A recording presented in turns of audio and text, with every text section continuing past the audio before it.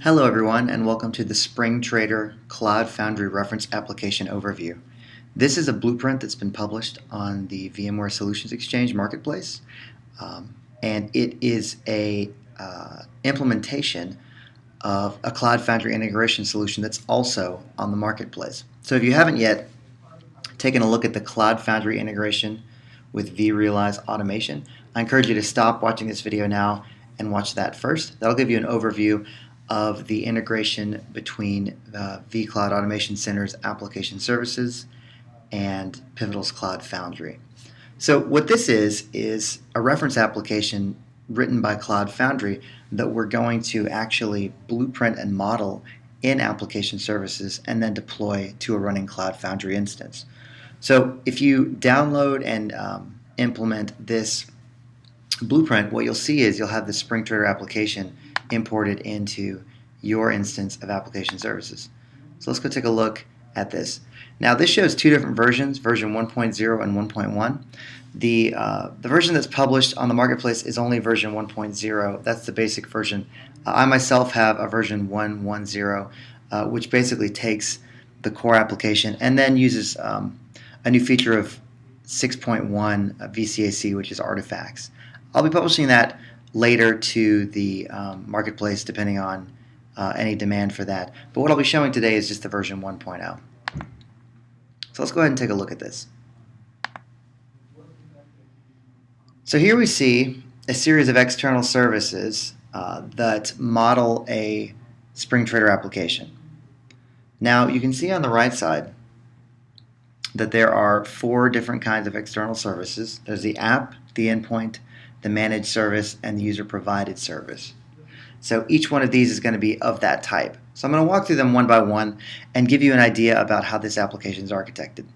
Now this application specifically is really a sort of a three-tier web app model. What you have is you've got a web tier here, which communicates to really a Java front end, and then there's also a database, a SQL database, and then there's a messaging queue that's RabbitMQ. Additionally, in this case, there is a back-end RabbitMQ service that talks directly to the queuing system for stock trading. This is a stock trading application. So if we take a closer look at this, what you really have is you've got this web tier here, you've got the services tier here in the middle, and then you've got this back-end asynchronous queuing tier here at the very end. Now each one of these is a different type of external service, so let's walk through them. So the first one is an endpoint type. Now there's only one of these that you'll need. Every blueprint that you're going to create that wants to talk to Cloud Foundry is going to need to have an endpoint external service. And the reason for that is the endpoint defines a few properties that all of the rest of these external services are going to consume. So if we take a look at the properties, you can see here that we have the API, the username, and the password. Now the API is just a reference to the running Cloud Foundry instance. In this case, we're using Pivotal's Cloud Foundry instance that's running on api.run.pivotal.io. If you have a local Cloud Foundry instance you want to connect to, you would obviously replace that with that URL. Additionally, we have the credentials for the account. So we have an account on that site that we're using for this demonstration, and those are the credentials for that. So once you have that, you're free to model the blueprint as you want, and that's kind of why we have this endpoint up in the corner. It's needed, but it's kind of out of the way. You can sort of not even visualize it. What we're really interested in is this area here to model. So now what I'm going to do is I'm going to walk you through each of these modules independently. I'm going to talk about what they do, how they interact in the system, and then some of the properties that we've set and how you can adjust them as well for your own implementation of this. So the first thing I'm actually going to start with are the back-end services, so the Trader messaging and the Trader SQL. So let's go ahead and click on Trader SQL. Now you can see here we have a bunch of properties already put in place, and I'll walk through those real quick.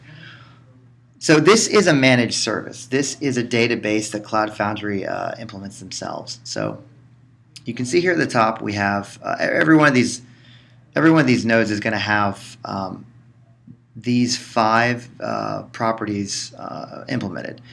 They're just kind of required for every single external service module you want to use. And that's because there's a bunch of commonalities between them. So the first one's going to be the URL to the command line interface. I discussed it in the previous video, but again, it's just the downloadable executable that will install the Cloud Foundry command line interface on a virtual machine. That's how we're actually going to talk to Cloud Foundry and push this blueprint out. The second is the running instance of Cloud Foundry. This space here, we've left blank because we're actually overriding it at the deployment environment level, which I'll go ahead and show you after I talk about this blueprint. The username and password, we don't put them in here because you can see here that what we're doing is we're actually referencing it from the username and password fields of the endpoint. So that's why you need to have the endpoint. Every module you're going to drag and drop out here is going to need a reference to that. The next thing we have is the name. So as this is a VSX demo, I'm going to call it VSX Trader SQL. This is the name of the service. And then you can see here the service type. So this is set to ClearDB. Now, if I take a look and edit this, you can see that I've got a single select. So I went ahead and put a bunch of these in here. And you'll have these when you import the blueprints as well. And these all map to the marketplace command. So let's take a look. So on run.pivotal.io's marketplace, you can see there are all of these various services available. And so I've gone through and put those in. Now, obviously, if you're using your own instance of Cloud Foundry, it's probably unlikely you'll have this exact setup. And if that's the case, then you'll just want to edit that or just ignore it as you see fit. If you have, if you have ClearDB but you don't have CloudForge, you're free to leave it. And so you can see that the default is ClearDB, so we're going to leave that alone. So that's just the name of the database. So it's a SQL database. I believe it's MySQL, and it's just called ClearDB. And then here you can see the service tier. Now, this is called Spark, and that's because if you look here, each one of these services has a kind of, not standardized naming conventions for their concepts of, small, medium, and large. In this case, for ClearDB, they've got Spark, Boost, Amp, and Shock. Spark is just the free minimal one, and so it's the smallest one we want to use. We don't need anything bigger than that for this demonstration. Okay, so that's really it for this one. We're not doing any deletion on overrides, and we're going to go ahead and automatically compute if this is shared or not. In this case, it won't be a shared database because we're only going to instantiate one instance of this application. Okay, so let's take a look at messaging. So this should look basically the same. The only difference we're going to have really is in the name, the service type, and the service plan. So you can see here on the service type, the blueprint defaults to ClearDB, but in this case we've overridden it to say Cloud AMQP. Cloud AMQP is run.pivotal.io's RabbitMQ implementation. And again, their smallest RabbitMQ tier is called Lemur. So that's all we had to set up for these managed services. That's all the information required. And then, of course, I hadn't talked about it yet, but you can obviously see there are dependencies here. So, we want to create these two things first, and then obviously we want to have this created Trader back that pulls from Trader front, pulls from Trader web. So we've actually, created the architectural diagram as well. So the services are brought online first, then the back-end service, then the front-end service, and then the web service. Okay, so now we've looked at, these are managed service types, right? So we want to now take a look at the app. The apps are a lot more complicated. They've got a lot more information available. So let's start with Trader back. So we're going from bottom to top on this stack. Okay, so again, as I said before, these first 5 are all going to be the same, and I've already gone over those. So let's just move to the next one. You can see we've given this a name called Trader back. And then you can see we don't care about the domain or host name. We're just going to use the defaults from run.pivotal.io. And then you can see here for the artifact. Now, this is a WAR file, right? So this is going to be a running Tomcat instance on Cloud Foundry. So we went ahead and we've uploaded this WAR file to GitHub. Now, it turns out that this is actually, this is an open source project and it lives on GitHub. So if we actually go over to GitHub, you can see here this is the actual GitHub project for SpringTrader. Now you're welcome to, pull this source yourself and compile the WAR files and stick them wherever you want. And in fact, as they make code changes, you'd want to, see the latest versions. But for the ease of this demo and just getting it as easy as possible for you guys to run, I went ahead and compiled it already, and then I've hosted it. So this is a recent build as of September 2014 of this WAR file.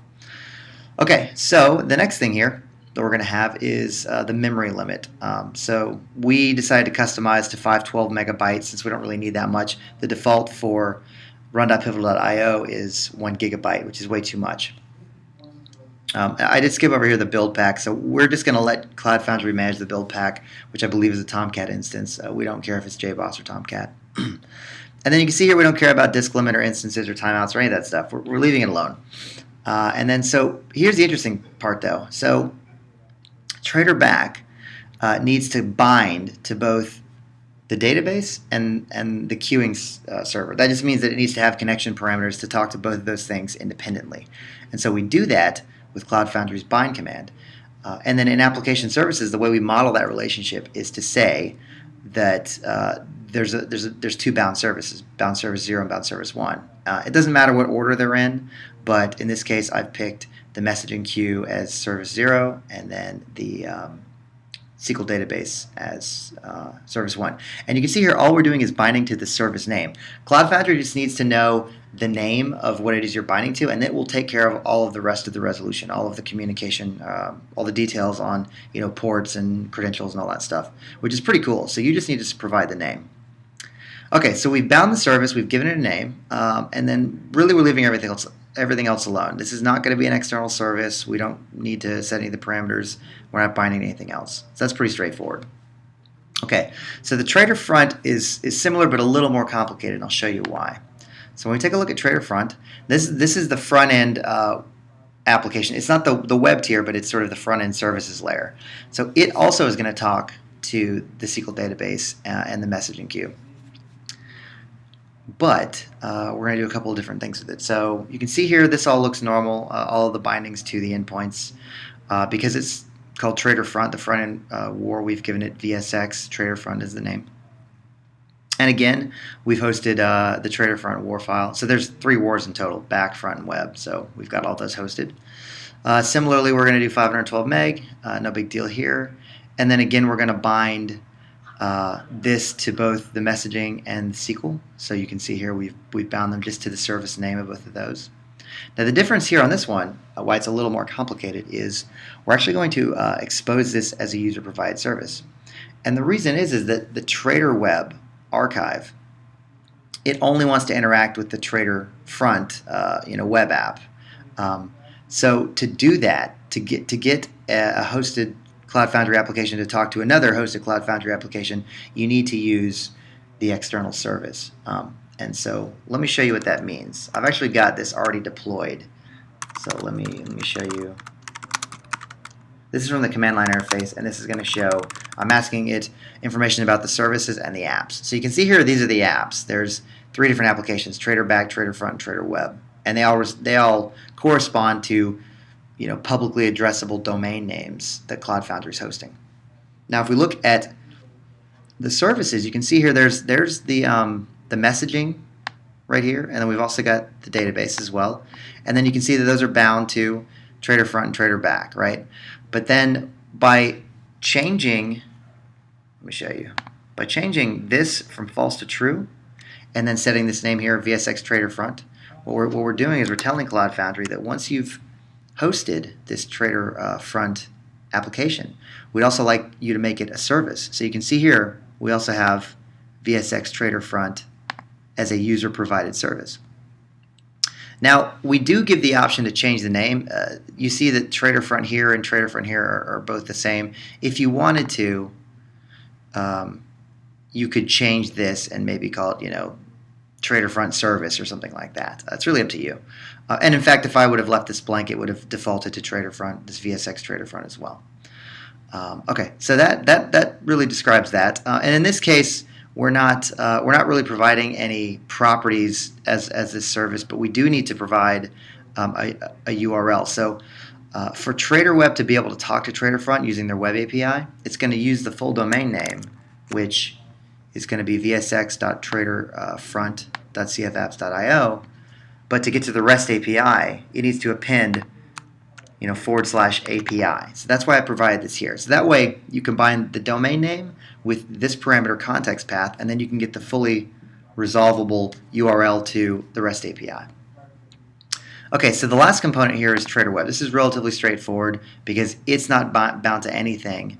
So you can see here we've got the name of it, and then we've got the WAR file, and we've got the memory, but we're not actually binding to the services. We're only binding to TraderFront.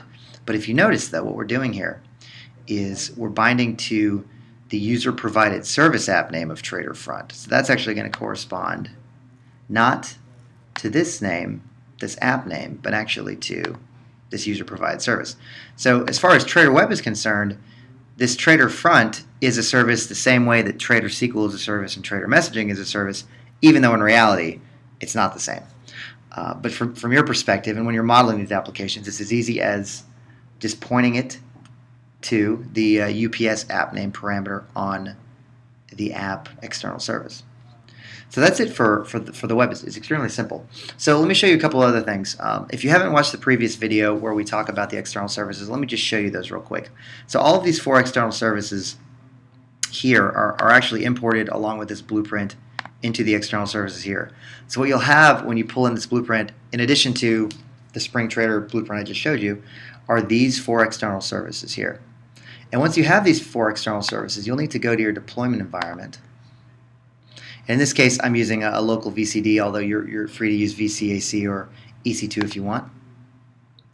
And then under the external service instances, you can see that I've actually created an instance of each of those 4 external services.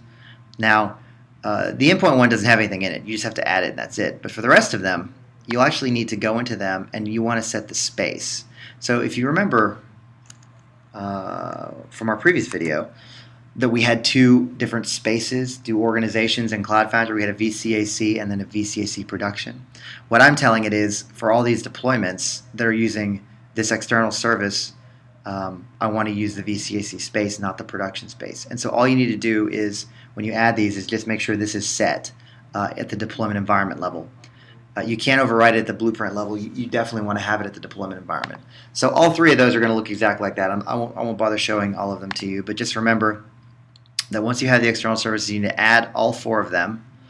And then once they're added, you just need to go in and then make sure that the space is set. So let's go take a look at this blueprint and see what happens when we push it out.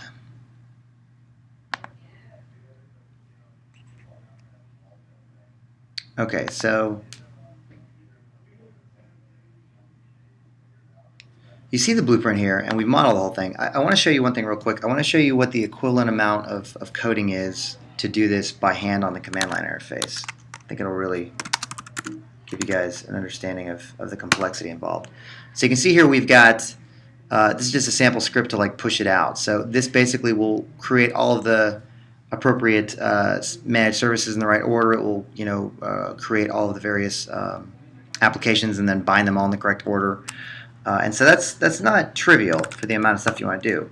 Instead, what we've done here is we've just drag and dropped from the external services catalog out to here, set some property files, and now we're good to go. So we can go ahead and show you deployment of this. Now I've actually already deployed this in production, so let me show you the finished deployment here. So we can take a look at this.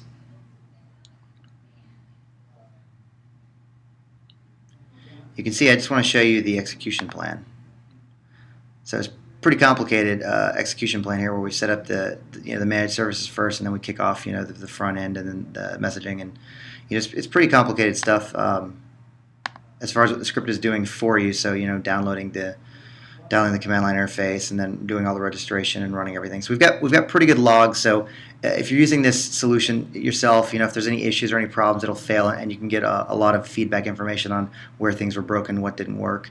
And because it's using the command line interface, you get a good amount of logs coming out of it, so it should be pretty good.